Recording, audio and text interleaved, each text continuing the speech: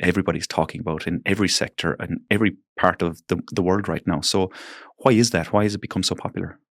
Yeah, it's a good question because, as you say, AI as a concept is nothing new. It's been around, well, it's been around for absolutely hundreds of years, really, in terms of trying to imagine the way that we can utilize machines to replicate human beings. But the actual term was coined in the 1950s. And soon after that, the term machine learning, which is a subset of artificial intelligence, was coined. The way I describe it is as our imaginations were way ahead of the tech. Yeah. So, the 1950s kind of got us familiar with the idea of a different future, like cartoons like the Jetsons and things like that. But so we could imagine it, but we didn't have the tech. And there were these things that happened throughout the last sort of 60, 70 years called AI winters. And the AI winters were basically where we hit a block, where the tech couldn't do where we wanted it to go, and people got a little bit despondent about it.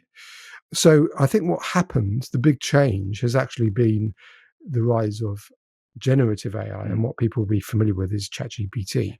And that was fundamental. It was a fundamental shift because what happened was everyone kind of understood AI, but it always felt very analytical. And we talk about concepts like machine learning. So I kind of divide it up into two. There's analytical AI and creative AI. Analytical AI is very much around spotting patterns, and it's more in the hands of the techies who put these algorithms together that, create something that you can interact with. So a good example of that is your Google Maps or your Netflix algorithms, So we've been using it for yonks, but it wasn't exciting, because it was just something that happened in the background that somebody else did to us, and they used this machine learning concept, and it was AI powered, but we weren't driving it as such. Now, what happened with ChatGPT is that they took this concept that had been invented by Google back in around 2017 called the transformer, which was a technology that enables effectively pattern recognition within a large language set, or what's called large language models. And the T in ChatGPT stands for transformer, which is this piece of technology that Google invented back in around 2017. The reason why that's so important is because whilst it is effectively still sort of pattern recognition and numbers, it enables you to be creative with it, and it enables you to input and speak to it as if you were a human. So the big kind of brain wave for everyone when ChatGPT hit was, wow, I can just talk to this like it was a team member, and then I can get a response back which is creative, which was the other big change.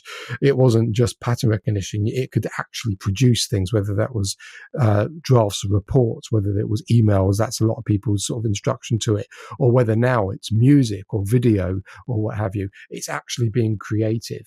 And so it went away from being a back office task that manifested itself in some kind of app that you might use, that you would have no idea that AI was at play, to something that you go, wow, I am interacting with AI. And that was the big change. And it transcends all industries as well, which is super interesting. Yeah. And again, private life, people in private life are using it at home and playing around with it and all of that. And I think it's a key shift for the construction industry, yes, but also for us, I think in humanity. Whenever I hear AI and machine learning, I always think Terminator and Skynet. That's where I relate it back to. For some reason, my mind just goes straight there, and don't push the big button. But it is creating this kind of buzz in the industry that I guess we haven't seen in a number of years. Maybe around BIM in the noughties, perhaps to a certain degree, but more so now because it's more accessible from the perception of ChatGPT or Copilot or whatever systems people are using. It seems to be more accessible, and it's creating this huge kind of question mark, I guess, where's the future going for everybody, including humanity at the forefront. And there's some very clever minds trying to work that out. But it's interesting. You kind of talked about the Terminator scenario, but it's really not that far off, because that, as I said earlier, that was our kind of creative instinct as to where this can go. What's so exciting, and not just in construction for us generally, is we're going to have the pleasure of living through that period of time where we're going to have one of the most monumental shifts.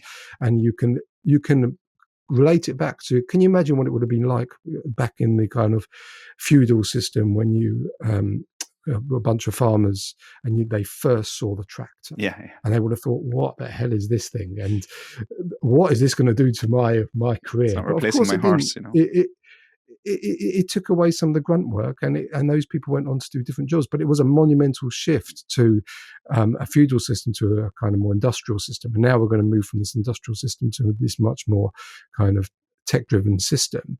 But I'm extremely optimistic about what it can mean for us, and particularly in construction, because there is so much wastage in construction, and undoubtedly there's things that we can do better. And I see the use of artificial intelligence as a huge opportunity. That's not discounting the risks that come with it, but with all technology comes risks, but it's how we deal with it. And the worst thing you can possibly do is put your head ignore it, under the parapet and ignore it. Yeah.